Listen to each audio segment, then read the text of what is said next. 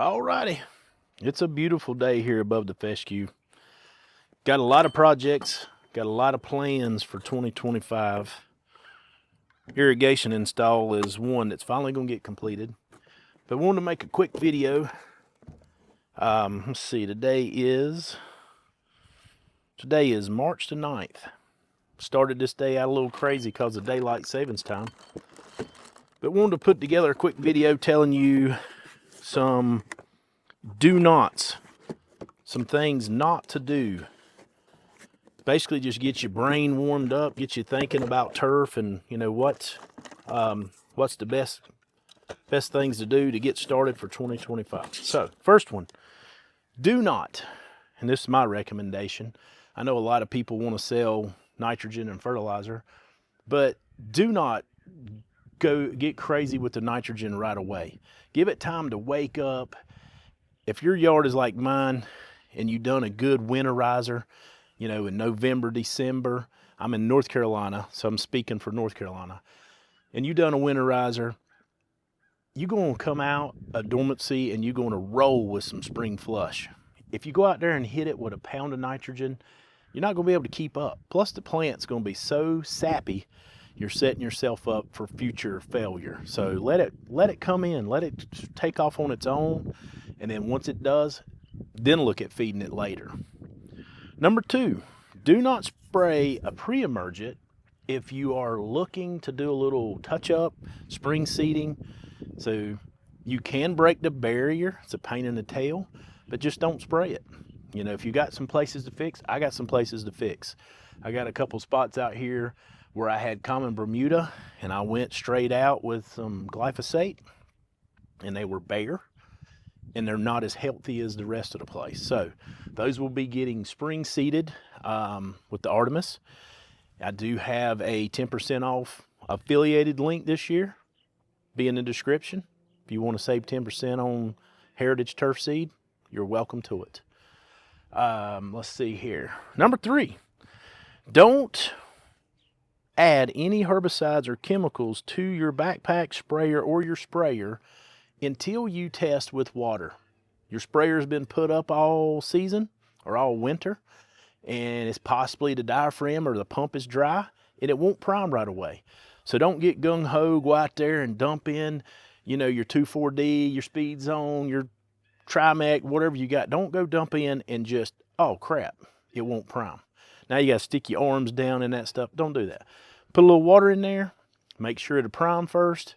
Once you get a test and everything's working, your battery's charged, then add your chemicals or your herbicide. Been there, done that. I'm speaking from experience. Slow your roll. Think about some stuff. All right, so let's see here.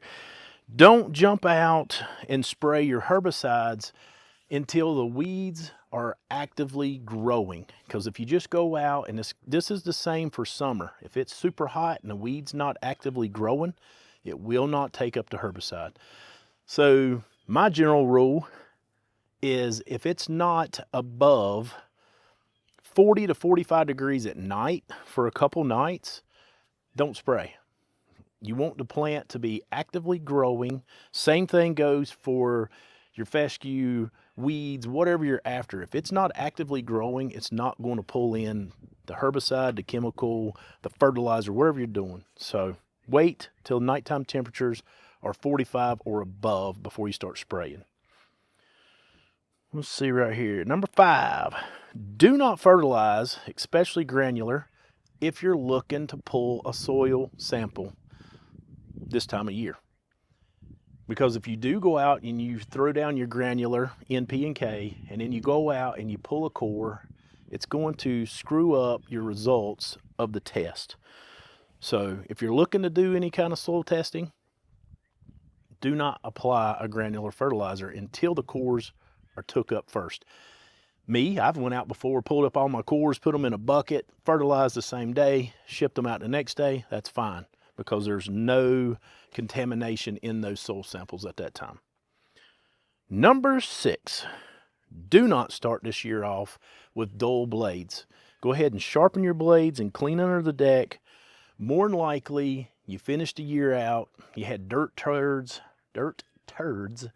up on top of the grass and all where you overseeded, you hit those with those mower blades. Dirt is the #1 thing to dull a blade, unless you're pounding rocks. But hey, we're fescue freaks. We got clean yards. We're not hitting rocks. So sharpen blades, balance them if you have the option, and clean out under the deck. That's it. That's a couple good things to get you thinking. Stick around, please like, subscribe. Goal this year is to grow this channel.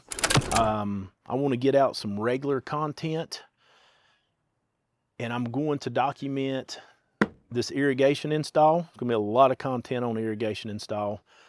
So if you're looking for any of the Hunter stuff, check out Heritage LSG. You can go to their website and look at their local dealer locator. Like, you can find someone in your area to walk in and buy this irrigation stuff.